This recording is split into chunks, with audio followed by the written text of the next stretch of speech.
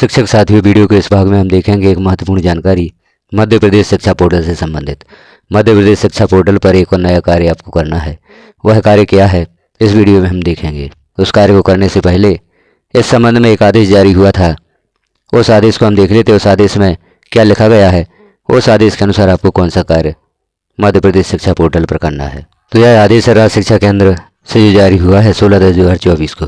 इसका विषय है समग्र शिक्षा के अंतर्गत संचालित पूर्व प्राथमिक कक्षाओं में दर्ज बच्चों की प्रविष्टि शिक्षा पोर्टल पर करने विषयक।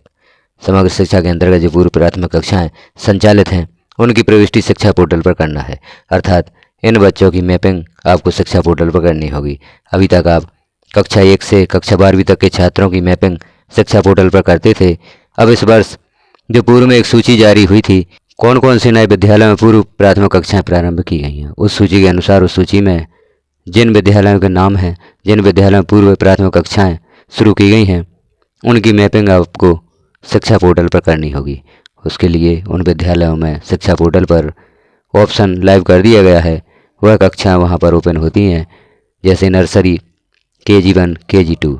इन कक्षाओं में छात्रों की मैपिंग आपको करनी होगी इस आदेश के अनुसार। इसे और देख लेते हैं। आदेश को भारत सरकार से प्राप्त स्वीकृति अनुसार 7/2024-25 में 4473 विद्यालयों में पूर्व प्राथमिक कक्षाओं के संचालन के निर्देश संदर्भ पत्र अनुसार सभी जिलों को दिए गए हैं। यह जो संख्या दी गई है 4473, इससे संबंधित एक आदेश पूर्व में भी चैनल पब्लिश किया जा चुका है। वहाँ पर जो पूर्व प्राथमिक कक्षाओं की स्वीकृति हुई है जिन विद्यालयों में, उसकी सूची दी गई है और वह आदेश भी जारी किया गया है। आपका विद्यालय भी है यदि उस सूची में, तो आपको भी पूर्व प्राथमिक कक्षाओं नर्सरी, KG1, KG2 में छात्रों की मैपिंग करनी होगी। तो यहाँ आप देख रहे हैं पूर्व प्राथमिक कक्षाओं में लगभग 96,000 बच्चे दर्ज हैं। तो इस आदेश के अनुसार अब आपको शिक्षा पोर्टल पर पूर्व प्राथमिक कक्षाओं में छात्रों की मैपिंग करनी है। तो हम देखेंगे शिक्षा पोर्टल पर किस प्रकार से आप पूर्व प्राथमिक कक्षाओं में अर्थात नर्सरी, KG1 और KG2 कक्षाओं में छात्रों की मैपिंग करेंगे, उस प्रक्रिया को हम देखेंगे। इस आदेश को भी आप प्राप्त करना चाहते हैं, यह पूर्व आदेश जिसमें सभी विद्यालयों के नाम दिए गए थे 4473, उसे ही प्राप्त करना चाहते हैं, तो वीडियो की डिस्क्रिप्शन में हमारे व्हाट्सएप ग्रुप की लिंक दी गई है। उस ग्रुप को ज्वाइन करके आप वहां पर उस आदेश को प्राप्त कर सकते हैं। तो हम आगे देखेंगे शिक्षा पोर्टल पर किस प्रकार से आप छात्रों की मैपिंग करेंगे। तो इसके लिए आपको किसी भी ब्राउज़र पर सर्च करना होगा शिक्षा पोर्टल या मध्य प्रदेश शिक्षा पोर्टल आप सर्च करेंगे और हम आगे की प्रक्रिया देखेंगे किस प्रकार से कार्य करना है। तो छात्रों की मैपिंग करने के लिए आप किसी ब्राउज़र पर सर्च करेंगे शिक्षा पोर्टल। शिक्षा पोर्टल हमें सर्च करना होगा। अब यहाँ पहला ऑप्शन प्राप्त होता है MP शिक्षा पोर्टल, या तो आप यहाँ क्लिक कर दें Madhya Pradesh school education department जहाँ लिखा हुआ है, या नीचे लॉगिन का जो ऑप्शन आपको दिखाई दे रहा है, यहाँ से भी आप डायरेक्ट शिक्षा पोर्टल को लॉगिन कर सकते हैं। तो यहाँ हम देख लेते हैं, लॉगिन क्लिक करेंगे, लॉगिन का ऑप्शन उपलब्ध होगा तो आप अपनी यूनिक ID और पासवर्ड से इसे लॉगिन कर सकते हैं। यहाँ पर यूनिक ID और पासवर्ड वही होगी जो आप M शिक्षा मित्र पर यूज करते हैं। M शिक्षा मित्र पर जो यूनिक ID और पासवर्ड आप यूज करते हैं वह यूनिक ID पासवर्ड लिखें, नीचे कैप्चा लिखें और लॉगिन पर क्लिक कर दें। आप शिक्षा पोर्टल पर या मध्य प्रदेश शिक्षा पोर्टल पर लॉगिन हो जाएंगे। पोर्टल को लॉगिन करेंगे तो यहाँ पर आपको विभिन्न बॉक्सेज शो हो रहे होंगे, जैसे यहाँ पर हम देख रहे हैं school management, hostel management, school management committee, IT ticket tools, banks, नव प्रवेश प्रबंधन, ट्रांजिशन मैनेजमेंट सिस्टम, शाला प्रवेश गृह संपर्क अभियान, प्रवासी श्रमिक प्रबंधन प्रणाली, एडमिशन मैनेजमेंट।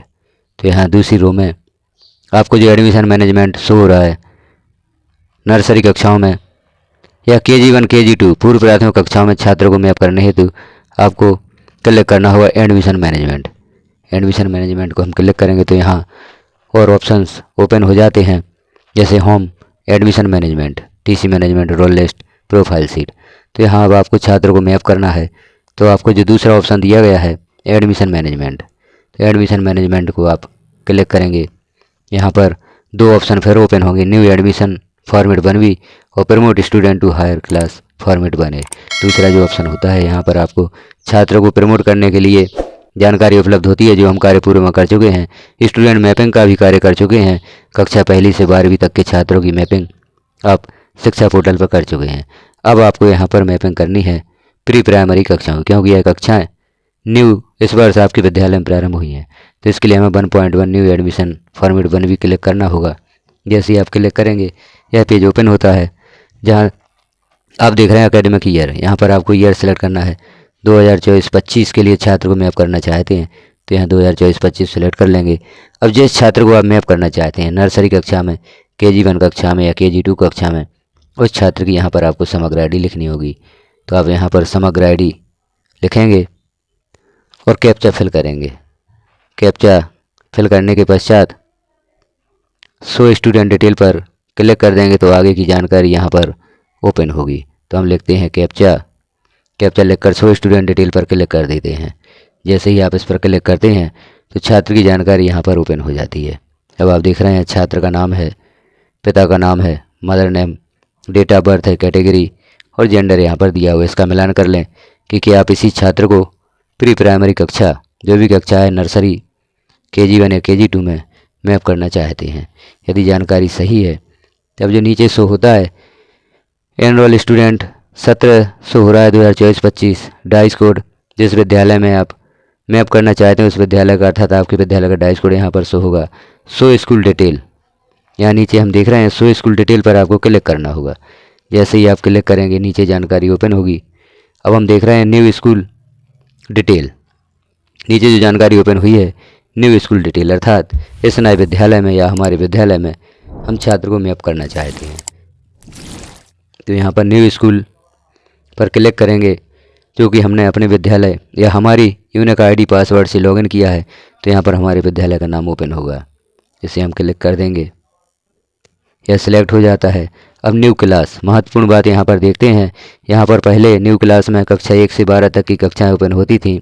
अब हम इसे जैसे ही क्लिक करते हैं तो कक्षा 1 से आपका विद्यालय जहाँ तक है, जैसे कक्षा 8 तक, तो कक्षा 8 तक यहाँ पर ओपन होंगी और नर्सरी, KG1 और KG2।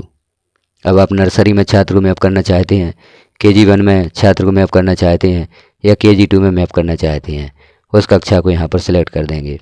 तो जैसे अब हम नर्सरी में छात्र को मैप करना चाहते हैं तो नर्सरी को सिलेक्ट कर देंगे। Last class percentage, last class result.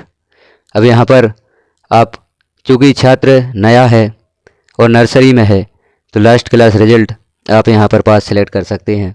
Last class percentage आप अपने हिसाब से जो भी यहाँ पर सिलेक्ट करना चाहें उसे सिलेक्ट कर सकते हैं। जैसे यहाँ पर हम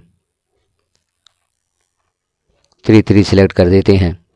स्कॉलर नंबर, जो भी छात्र का स्कॉलर नंबर है आप उसे यहाँ पर लिख देंगे। जो भी आपके विद्यालय में छात्र को स्कॉलर नंबर दिया है वह यहाँ पर लिखेंगे और कैप्चा फिल करेंगे। जैसे हम यहाँ पर कैप्चा फिल कर देते हैं। अब कैप्चा फिल करेंगे। कैप्चा फिल करने के उपरांत आपको छात्र को ऐड करना होगा, यह admit student in the school. जैसे ही आप admit student in the school पर क्लिक करेंगे छात्र आपके विद्यालय में मैप हो जाता है। तो यह प्रक्रिया है नर्सरी, KG1 या KG2। अब इसी छात्र को, यदि आप अन्य छात्र को KG1 में या KG2 में मैप करना चाहते हैं तो आपको यहाँ पर कक्षा सेलेक्ट करनी होगी। जैसे KG1 सेलेक्ट करेंगे, यहाँ पर KG1 में छात्र मैप हो जाएगा। KG2 सेलेक्ट करेंगे, KG2 में छात्र मैप हो जाएगा। यहाँ पर जो हम देख रहे हैं छात्र को जब हम नर्सरी में मैप करते हैं तो यहाँ पर लास्ट क्लास रिजल्ट पूछा जाता है और लास्ट क्लास परसेंटेज। तो यहाँ पर आप अपनी इच्छानुसार जो भी लिखना चाहते हैं लिख सकते हैं, इसमें कोई भी प्रॉब्लम हमें नहीं होगी। हम लास्ट क्लास परसेंटेज यहाँ पर कुछ भी लिख सकते हैं, 33 लिख सकते हैं, 45 लिख सकते हैं, जो भी आप लिखना चाहें लिख सकते हैं, क्योंकि यहाँ पर यह सिलेक्ट करना आवश्यक होता है। यहाँ पर ऑप्शन दिया गया है, यदि आप इसे सिलेक्ट नहीं करते तो आप छात्र को मैप नहीं कर पाएंगे। तो यहाँ परसेंटेज भी लिखें, लास्ट क्लास रिजल्ट भी लिखें और स्कॉलर नंबर लिखें। इसी प्रक्रिया के द्वारा आप जैसे ही admit student in the school जो लास्ट में ऑप्शन दिया गया है इसे क्लिक करते हैं, छात्र आपके विद्यालय में मैप हो जाता है और जिस कक्षा में आप मैप करना चाहते हैं उस कक्षा में छात्र मैप हो जाता है। तो इस प्रकार से हमने संपूर्ण प्रक्रिया देखी, कैसे आप KG कक्षाओं में छात्रों को मैप करेंगे या प्री प्राइमरी कक्षाओं में छात्रों को मैप करेंगे। जानकारी कैसी लगी आपको कमेंट में अवश्य बताएं।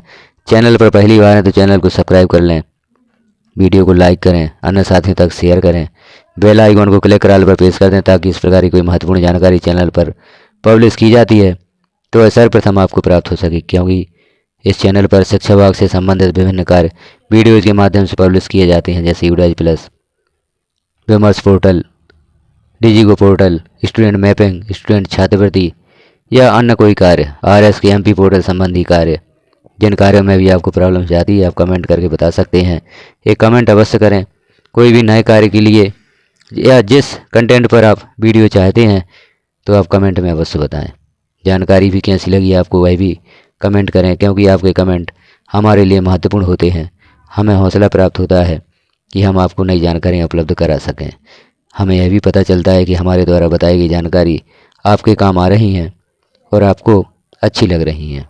तो चैनल को सब्सक्राइब करते हुए कमेंट अवश्य करें, बेल आइकन को क्लिक कर ऑल पर प्रेस कर दें ताकि आपको सारे वीडियोज नोटिफिकेशन के रूप में प्राप्त हो सकेंगे। वीडियो को लास्ट तक देखने के लिए आपका धन्यवाद।